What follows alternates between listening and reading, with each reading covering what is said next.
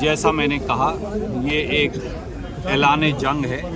राहुल गांधी जी जो यात्रा कर रहे हैं, भारत जोड़ो न्याय यात्रा, ये उसका संदेश हरियाणा के कोने कोने में लेकर जा रही है, ताकि 10 की 10 संसदीय सीटों पर कांग्रेस पार्टी को विजय मिले। ये सत्ता परिवर्तन देश में और प्रदेश में और व्यवस्था परिवर्तन, ये दोनों की लड़ाई है। और जींद की ऐतिहासिक धरती पर 6 घंटे की देरी के बावजूद जिस प्रकार का आशीर्वाद, स्नेह और प्रेम मिला, वो अभूतपूर्व है।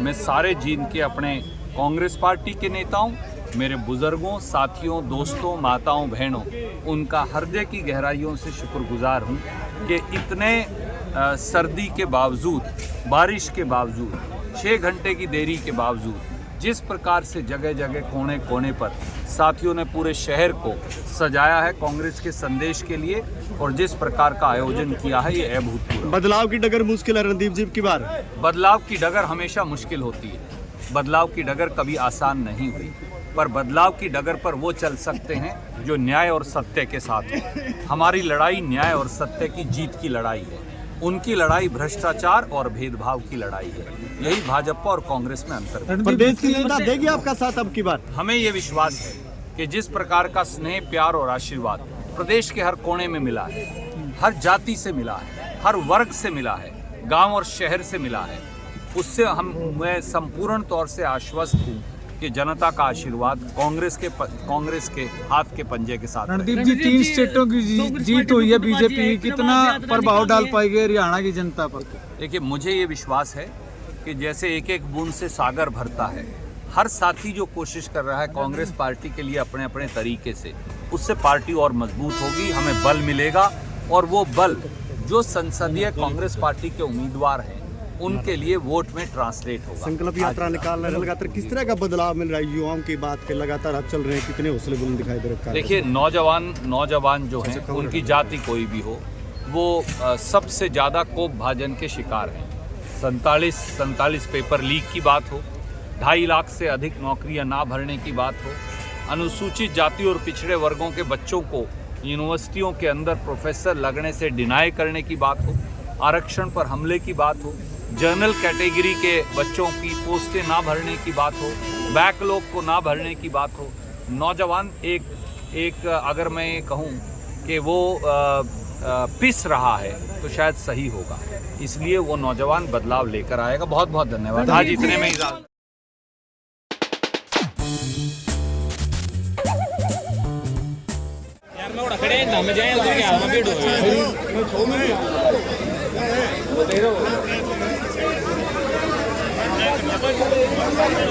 आदर और सम्मान के योग्य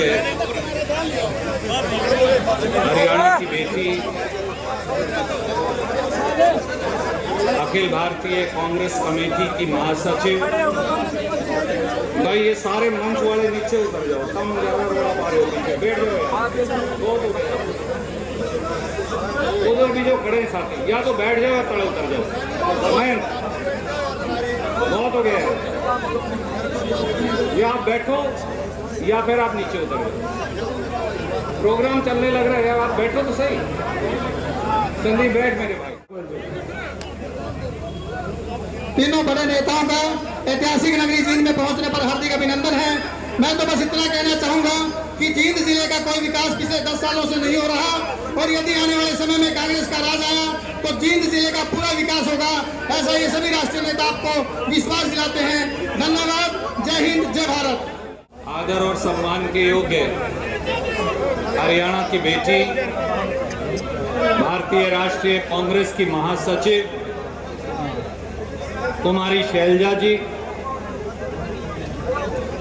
एक और शख्सियत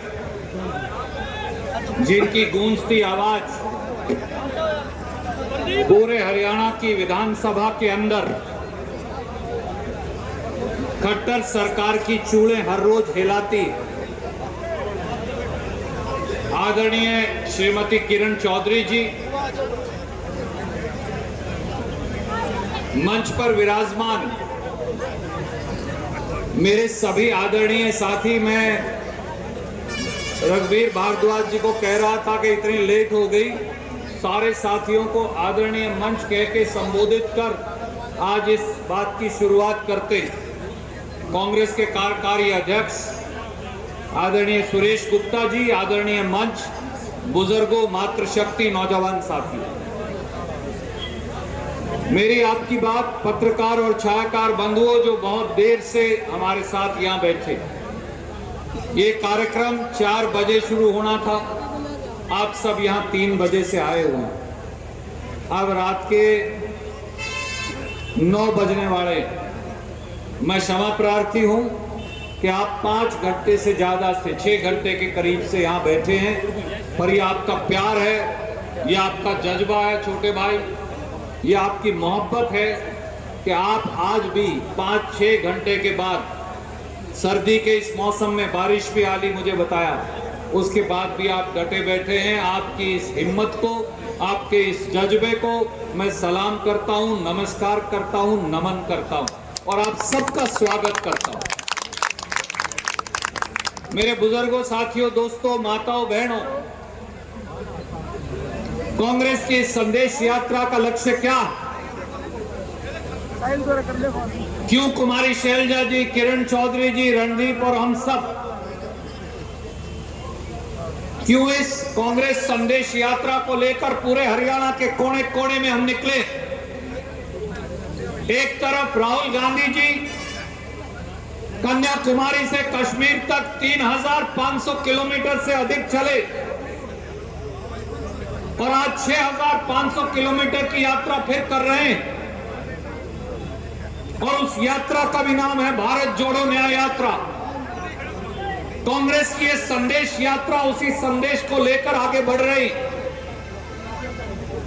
ये एक हुंकार है, एक जंग है, एक जज्बा। ये हुंकार और जंग है हरियाणा में फैली बेरोजगारी के खिलाफ।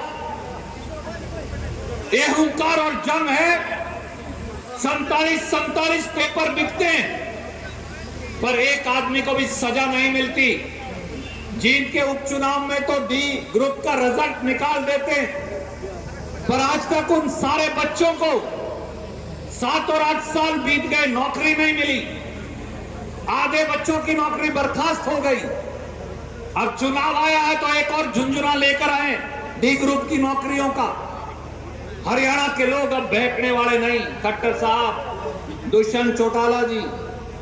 इसलिए ये जंग है, ये जज्बा है उन लोगों के खिलाफ जो नौकरियों को मंडी में सब्जी की तरह बेचते, आपके बच्चों का, बेटियाओं का अधिकार छीनते। ये जंग है, एक हुंकार, एक जज्बा किसान के शोषण के खिलाफ। जींद की ऐतिहासिक धरती है, वो धरती है जिसने हमेशा सत्ता परिवर्तन का बिगुल बजाया। जब जब मजदूर पर, गरीब पर, दलित पर, पिछड़े पर, किसान पर आक्रमण किया किसी सरकार ने, जब जब मुख्यमंत्रियों का अहंकार हिमालय पर्वत की ऊंचाई से भी ऊंचा हो गया, तो जींद की इस ऐतिहासिक धरती ने हमेशा उस अहंकार को तोड़कर लोगों की ड्योढ़ी पर लाकर खड़ा कर दिया है। एक बार फिर वो समय आ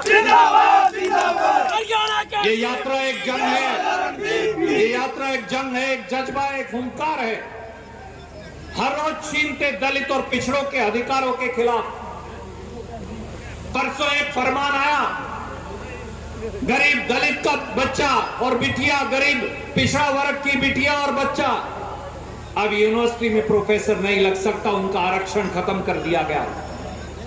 ये वो लोग हैं जो दिल्ली और हरियाणा की सत्ता पर बैठे हैं, जो बाबा साहब, पंडित नेहरू, डॉक्टर राजेंद्र प्रसाद, सरदार पटेल द्वारा दिया गया आरक्षण के आपके अधिकार को छीनना चाहते हैं। ये जंग, जज्बा, हुंकार, उसके खिलाफ भी मेरी माताएं बैठी 5 और 6 घंटे से बैठी हैं। मैं आपके चरणों में प्रणाम करता हूं।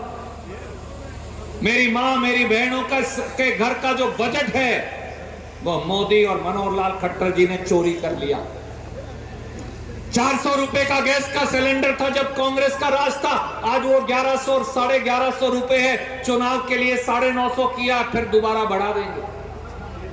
50 रुपए 60 रुपए खाने का तेल था, आज 150 और 200 रुपए। दाल 50 और 60 रुपया किलो आती थी, आज 150, 200 और 250 रुपया आती। चाय पत्ती, ये कहते हैं मैं चाय वाला हूं जो इस देश पे शासन करता है। चाय पत्ती जो है वो 70 रुपया किलो थी, आज बंद वाली तो 350-400 रुपया पहुंच गई और खुली भी 150 और 200 रुपया में मिलती। गरीब आदमी के घर को महंगाई से तोड़ने के खिलाफ ये जंग है, ये हुंकार है न्याय की। मेरे बुजुर्गों, साथियों, दोस्तों, जो लोग जींद जिले को पेरिस बनाने का वादा किया करते थे, आज जींद की गांव और शहर की सड़कों की हालत क्या है? पिछले 10 साल से उन्होंने इस इलाके की सड़कों को फाड़कर भगा रखा। पिछले 10 साल से ब्लॉक के ठेके उठाकर रिश्वत खाने का धंधा किया जाता है। पिछले 10 साल से इस शहर को दोनों हाथों से लूटा गया, इस इलाके को लूटा गया। कहा करते थे मेडिकल कॉलेज बनाएंगे, आज तक उसकी दीवारें खड़ी हुई हैं। इस रेट से तो खट्टर साहब 50 साल और लगेंगे उसे चालू होने में। यूनिवर्सिटी के अंदर मास्टर नहीं, अस्पताल के अंदर डॉक्टर नहीं, स्कूल के अंदर मास्टर नहीं, छोटी छोटी पीएचसी में कंपाउंडर नहीं, गांव और शहर में सड़क नहीं, केवल और केवल रिश्वत का भंडार। ये 10 साल के अंदर भारतीय जनता पार्टी और जजपा की सरकार ने हमें दिया। बहुत लंबी बात किसी और दिन करेंगे। आज वो दोनों नेता जो साथ मिलकर इस यात्रा को सिरे चढ़ा रहे हैं, अंजाम दे रहे हैं, वो दोनों आपके बीच में। मैं मेरी वाणी को यहीं विराम देते हुए अनुरोध करूंगा कि इस जंग, इस हुंकार के अंदर जहां आप सारे शामिल हैं, इस जंग और हुंकार का हिस्सा बनने के लिए आदरणीय किरण चौधरी जी यहां हैं। मैं उन्हें दरख्वास्त करूंगा कि वो आए और अपनी बात रखें। आदरणीय किरण चौधरी जी।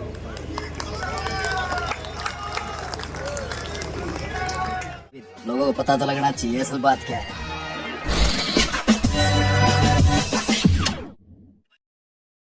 Like, share and subscribe this channel, and don't forget to follow my account on Instagram also.